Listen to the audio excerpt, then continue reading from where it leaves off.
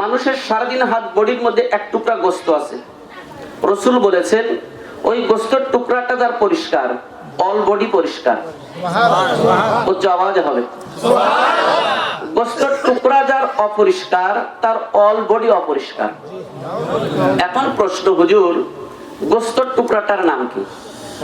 আপনারা শুনেছেন সিয়াসাতের কিতাব 6টা, এর মধ্যে 5টা কিতাবে রাসূল পাক সাল্লাল্লাহু তাআলা আলাইহি ওয়াসাল্লাম হাদিস মুবারক বর্ণনা করেছেন।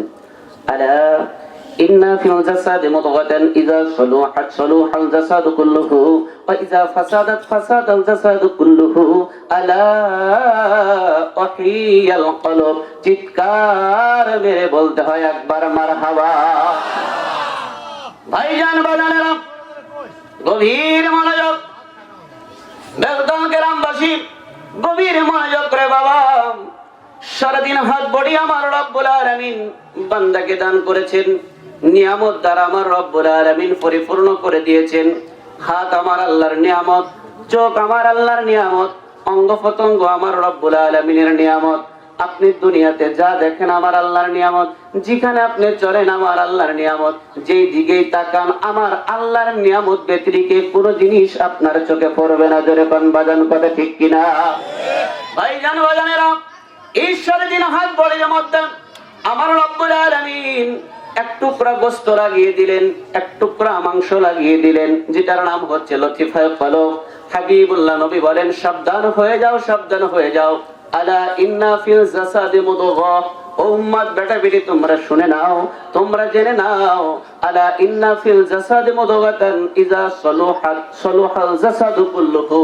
বান্দারে সারাদিন হাত বডির মধ্যে গোশতের টুকরা যার পরিষ্কার হয়ে যায়, পরিচ্ছন্ন হয়ে যায়, তার গোটা বডিটাই আমার রব্বুল আলামিনের পক্ষ থেকে পুত পবিত্র হয়ে যায়। জোরে হবে, জোরে হবে সুবহানাল্লাহ। এবার আল্লাহর হাবিবুল্লাহ নবী বলেন, গোশতের টুকরা যার অপরিষ্কার হয়ে যায়, গোশতের টুকরাটা যার নোংরা হয়ে যায়, আল্লাহর হাবিবুল্লাহ নবী বলেন তার 3.5 হাত বডিটাই নোংরা হয়ে যায়। জোরে কন্না নাউজুবিল্লাহ। প্রশ্ন হতে পারে, হুজুর আমরা তো বাহ্যিক অবস্থার উপরে চলতে আছি, হাতের মধ্যে নাপাকি লেগেছে, ওযু করেছি, গোসল করেছি, পবিত্র হয়ে গেলাম, এখন ভিতরে নাপাকি লাগে কেমনে? প্রশ্ন আছে না রে বাবা? পরিষ্কার বাজান 2 প্রকার, পরিষ্কার 2 ধরনের, একটা বাহ্যিক পবিত্রতা আর একটা হচ্ছে আভ্যন্তরীণ পবিত্রতা। জোরে কোন বাজান, কথা ঠিক কিনা? ভাইজান বাজানের গভীর মনোযোগ, পবিত্রতা 2 প্রকার। একটা বাহ্যিক পবিত্রতার জন্য আপনার ওযুর দরকার, ওযু করেছেন, পবিত্র আপনার অর্জিত হয়েছে। গোসলের দরকার, গোসল করেছেন, আপনি পবিত্রতা অর্জন আপনার হয়ে গেছে। এখন প্রশ্ন হতে পারে, হুজুর আভ্যন্তরীণ অপরিষ্কার কেমনে হয়, আবার কেমনে সেই জিনিসটাকে পরিষ্কার করতে হয়? প্রশ্ন আছে না রে বাবা?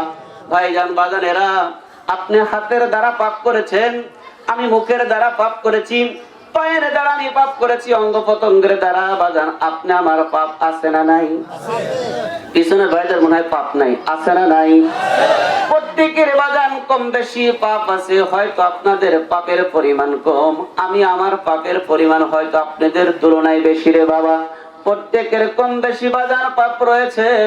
এই যে পাপগুলো আপনার রয়েছে, কোথায় রয়েছে বাবা? হাতের দ্বারা পাপ করেছেন, পায়ের দ্বারা পাপ করেছেন, চোখের দ্বারা পাপ করেছেন, অঙ্গ প্রত্যঙ্গের দ্বারা পাপ করেছেন। এই পাপগুলো করতে করতে করতে করতে করতে করতে আল্লাহর হাবিবুল্লাহ নবী বুখারীর ইবারতের মধ্যে বর্ণনা করেন রে বাবা, বান্দা যখন অপরাধ করে, কানা নুক্তাতুন সাউদা, বান্দার কলবের উপরে একটা কালো দাগ পড়ে যায়। বান্দা যখন 2টা অপরাধ করে, বান্দার কলবের উপরে 2টা কালো দাগ পড়ে যায়। বান্দা যত অপরাধ করে, বান্দার কলবের উপরে কালো কালো দাগ আচ্ছাদিত হয়ে যায়। একটা উদাহরণ দিলে বাজান ভালো বুঝবেন। হারিকেন চেনেন না? হারিকেন আছে না বাবা? হারিকেনের একটা গ্লাস আছে, যেটাকে আমরা চিপনি বলি কিংবা গ্লাস বলি। সারা রাত ব্যবহারের পর সকালবেলা আবার পরিষ্কার করতে হয়, কথা কয় না? এখন ভাই জানি একটু গভীর মনোযোগ, এই হারিকেন আমি শুধু জ্বালাইতে আছি, জ্বালাইতে আছি, জ্বালাইতে আছি, 2 দিন 3 দিন 1 সপ্তাহ 1 মাস 2 মাস 1 বছর 2 বছর শুধু আমি বাতি জ্বালাই, কিন্তু এই চিপনি কিংবা গ্লাসটা মুছি না। খুব খেয়াল। এখন বাজান 1 বছর পরে এই হারিকেনের আলোতে এই মাহফিলের পোস্টার কি বাজান পড়া যাবে? কোরআন শরীফের অক্ষর কি বাজান দেখা যাবে? রাস্তাঘাট কি চেনা যাবে? কিন্তু ভিতরে আলো আছে, আছে না? কিন্তু ভিতরে আলো আছে রে বাবা। এই আলোতে আপনি আর সঠিক পথের দিশা আপনি পাচ্ছেন না। আপনার ওই ঈমানের পাওয়ারটা আপনার লেস, ঈমানের পাওয়ারটা আপনার এখন দুর্বল। ভিতরে ঈমান আছে ঠিক, কিন্তু ঈমানের পাওয়ারটা দুর্বল। আপনি অপরাধমূলক কাজ করতে করতে করতে করতে করতে করতে আপনার এই কলবটা আচ্ছাদিত হয়ে গেছে অন্ধকারের দ্বারা। আল্লাহর হাবিবুল্লাহ নবী বলেন, এই অবস্থার উপরে যেই বান্দা চলে, আল্লাহর হাবিবুল্লাহ নবী আকামাওয়ালা প্যারা রাসূল নবী মুহাম্মদুর রাসূলুল্লাহ সাল্লাল্লাহু তাআলা আলাইহি ওয়াসাল্লাম বলেন, ওয়ালা তুতি'ই মান আগফালনা কলবাহু আন যিকরিনা ওয়াত্তাবা হাওয়াহু ওয়া কানা আমরুহু ফুরুতা। আল্লাহর হাবিবুল্লাহ নবী বর্ণনা করেন, আমার রব্বুল আলামিন ঘোষণা করে দিলেন কোরআন পাকের মধ্যে, সূরাতুল যুখরুফের মধ্যে আমার রব্বুল আলামিন তুলে ধরলেন, নবী গো বিশ্ববাসীদেরকে জানিয়ে দেন, বান্দা এই অবস্থার উপরে যেই বান্দা চলবে, কোন বান্দা? যার হৃদয়টা কালোময়, যার হৃদয়টা অন্ধকার আচ্ছাদিত হয়ে গেছে, যে নিজেই সংশোধিত না, যে নিজেই নোংরামির মধ্যে পড়ে আছে। আল্লাহর হাবিবুল্লাহ নবী বলেন, ওয়ালা তুতি'ই মান আগফালনা কলবাহু আন যিকরিনা। আল্লাহর স্মরণ থেকে যিনি বিমুখ রয়েছে, আল্লাহর স্মরণ থেকে যিনি বিমুখ রয়েছে, আল্লাহর হাবিবুল্লাহ নবী বলেন, অন্য মানুষ এই বান্দার অনুসরণ করা চলবে না। অন্য মানুষ এই বান্দার অনুসরণ, এই বান্দার অনুকরণ করা চলবে না। কারণ বান্দার কলবটা হয়ে গেছে নোংরা। তাহলে 3.5 হাত বডির মধ্যে মূল যে জিনিসটা দরকার, সেটা হচ্ছে কলবটাকে জাগ্রত করা। জোরে কোন বাজান, কথা ঠিক কিনা? এই যে কলব আপনার নোংরা হয়ে আছে, আমার নোংরা হয়ে গেছে, আমার আল্লাহ রাব্বুল আলামিন হাবিবুল্লাহ নবীকে প্রেরণ করেছেন 4টা গুরু দায়িত্ব দিয়ে। আমার রব্বুল আলামিনের হাবিবুল্লাহ নবী দুনিয়াতে এসে প্রথম যে কাজ করেছেন তাজকিয়া। শব্দটা কি? তাজকিয়া। তাজকিয়া, রব্বুল আলামিন হাবিবুল্লাহ নবীকে তাজকিয়া করার জন্য, পুত পবিত্র করবার জন্য। ভাইজান সুন্দর একটা কথা বলেছেন, সমস্ত নবীদের দায়িত্ব ছিল কলবের উপরে, সমস্ত নবীদের দায়িত্ব ছিল মানুষের কলবের উপরে। কলবটা যদি বান্দার সংশোধিত হয়ে যায়, বান্দার 3.5 হাত বডি অটোমেটিকলি সংশোধিত হয়ে যায়। উচ্চ আওয়াজে বলতে হয় বাজান একবার মারহাবা। ভাইজান বাজানেরা, কলবটা পরিষ্কার করা দরকার। এই কলবটা আপনি এমনি এমনি পরিষ্কার করতে পারবেন না। আমার রব্বুল আলামিন বলেন, ক্বাদ আফলাহা মান যাক্কাহা ওয়া ক্বাদ খাবা মান দাসাহা। যেই ব্যক্তি কলবটাকে পরিষ্কার করেছে উনি নাজাত পেয়েছে। নাজাতের ব্যাখ্যায় আই মিনাল জান্নাহ, ওই ব্যক্তি আমার আল্লাহর জান্নাতি হয়েছে। যিনি কলবটাকে পরিষ্কার করে নাই, আল্লাহ রাব্বুল আলামিন ঘোষণা করে দিলেন উনি নাজাত পায় নাই, উনি মুক্তি পায় নাই। ওই বান্দার জন্য আমার আল্লাহর জান্নাত না। এই জন্য বানার কলবটাকে পরিষ্কার করা দরকার, কলবটাকে পরিষ্কার করা দরকার। কলবটা থাকে কোথায়? আল্লাহর হাবিবুল্লাহ নবী কলবটা কোথায় থাকে পরিচয় দিতে বর্ণনা করেন, প্রত্যেকটা আদম সন্তানের বাম স্তনের 2 আঙ্গুল নিচে লতিফায়ে কলব আমার আল্লাহ দান করেছেন। আমার আল্লাহ রাব্বুল আলামিন বলেন, আলাম নাশরাহ লাকা সাদরাক। আমার রাব্বুল আলামিন বলেন, হাবিব আমি কি আপনার কলবটাকে, আমি কি আপনার বক্ষটাকে প্রসারিত করে দেই নাই? জোরে কি বাজান বলবেন না একবার মারহাবা? গভীর মনোযোগ রে বাবা। এই কলবগুলো নোংরা হয় অপরাধের দ্বারা। এখন কলবটাকে কেমনে আপনি পরিষ্কার করবেন, কলবটাকে কেমনে আপনি সংশোধিত করবেন? আমার রব্বুল আলামিন ডাকতে বলছেন, মাহবুব নবী আমার, আপনি দুনিয়ার বুকে যান, প্রত্যেকটা বান্দাকে আপনি সংশোধিত করবেন, দায়িত্ব আপনার। প্রত্যেকটা বান্দাকে পুত পবিত্র করার দায়িত্ব আপনার।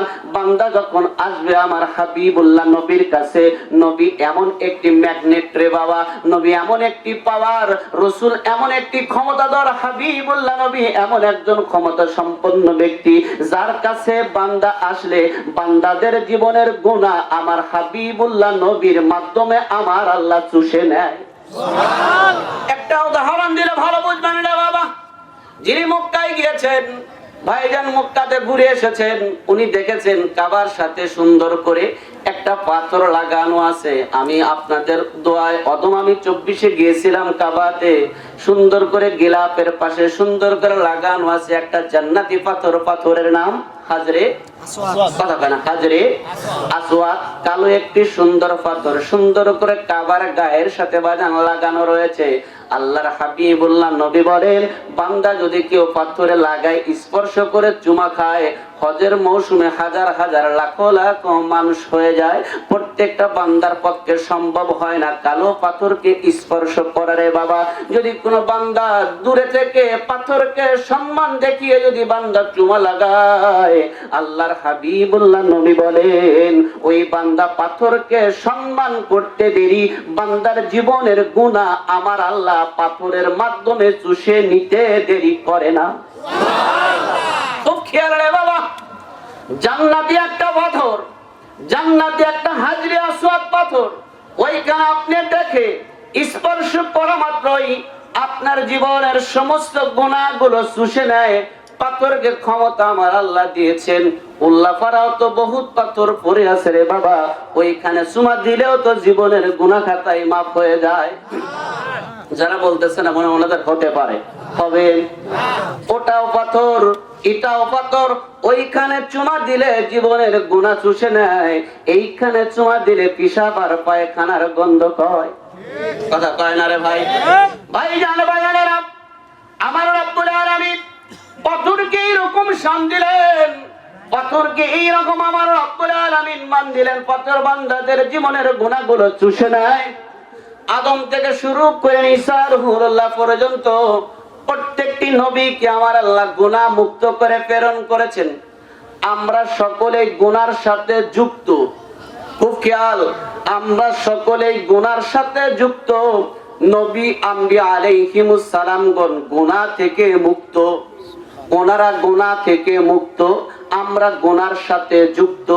গুনাহ মুক্ত মানুষের কাছে গুনাহযুক্ত মানুষ যখন হাজির হয়, পাথর যেমন বান্দাদের জীবনের গুনাহ খাতাগুলো চুষে নেয়, আমার রব্বুল আলামিনের পক্ষ থেকে নবুয়তি পাওয়ারের কারণে ওই সমস্ত গুনাহযুক্ত বান্দাদের গুনাহ আমার রব্বুল আলামিন হাবিবুল্লাহ নবীর মাধ্যমে চুষে নিয়ে বান্দাকে পবিত্র করে দেয়।